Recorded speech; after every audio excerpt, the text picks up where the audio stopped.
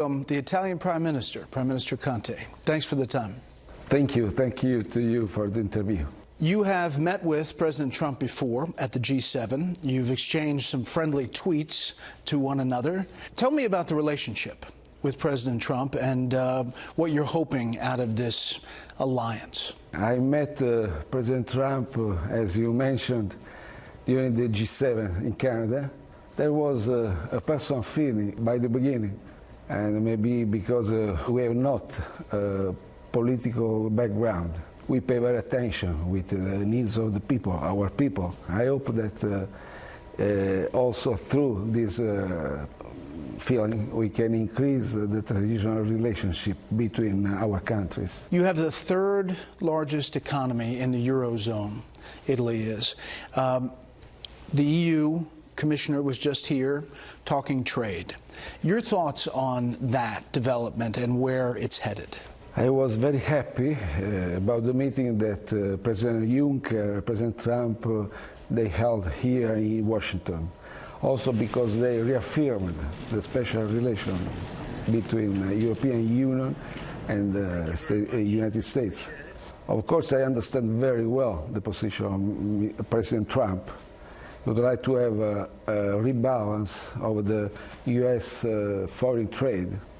We had to work for this goal. We had to negotiate for this goal. And I hope we can find a good solution for American citizens, Italian citizens, and European citizens. There are many Italians, it seems, who blame the EU for some economic problems. As you took over power, there was some talk about whether Italy would be in the EU. You're going to stay in the European Union. We are going to stay. We feel very comfortable in the European Union. But of course, we want to stay also according to our vision, according also to our needs of Italian citizens.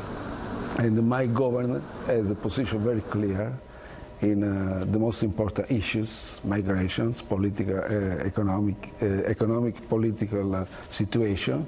And we will try to, of course, convince the other member states to direct their position in the same direction. But are there people in Italy who look at Great Britain in the middle of Brexit and say, we need to do that? Italy feels very comfortable in the European Union. There is no future in that direction. You mentioned migration. Half of all the migrants or refugees coming by sea to Europe land in Italy. Half of them. That is a big issue in your country. You have to consider that since my government took office, the illegal migration dramatically dropped. We are talking about 80–85% less than comparing the last year. Our strategy is working now. When you hear President Trump on the issue of immigration here in the U.S. taking a hard line, that's something that you identify with. I identify with a strong position. You are mentioning a hard position. I think it is a clear and strong position. We have to fight against the criminal organizations which are prospering on the human beings. I mean, we have to be conscious that, for example, in Italy, the dangers, the risk for the migrants, they start when they start with their path. It's a path of death. It means that it's not only important to be concentrated on the Mediterranean Sea, but we have to concentrate also from the Niger, from the other countries, when they start supported by the criminal organizations. One of the issues that the U.S. is concerned about is Libya and the chaos that has been Libya.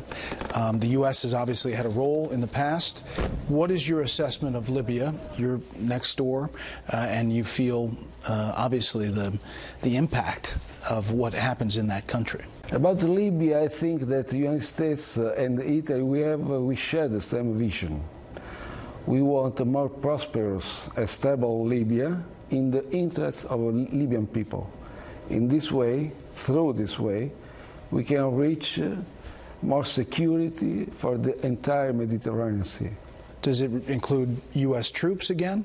It doesn't important to have troops. It's important to cooperate with all the Libyan stakeholders in order to support them for the direction is very clear, the direction.